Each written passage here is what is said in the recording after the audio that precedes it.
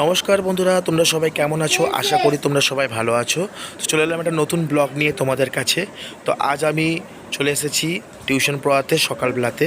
তো আজ বৃহস্পতিবার, তো দেখতেই পাচ্ছ আমি টিউশন পড়াতে চলে এসেছি। তো টিউশন পড়িয়ে আমি ওই পথেই চলে গেলাম আমাদেরই মদনপুর গ্রামের গ্রাম পঞ্চায়েতে।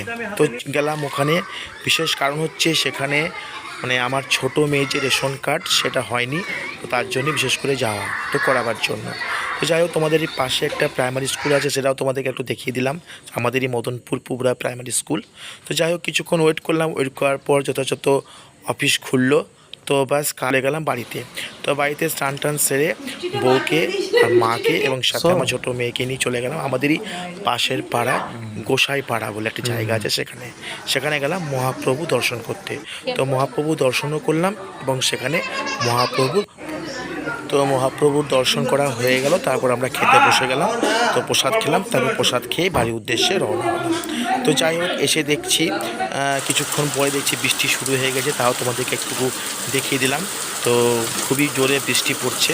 যাই হোক, এইটুকুই তোমাদেরকে দেখালাম। পরে নেক্সট ভিডিওতে দেখা হচ্ছে।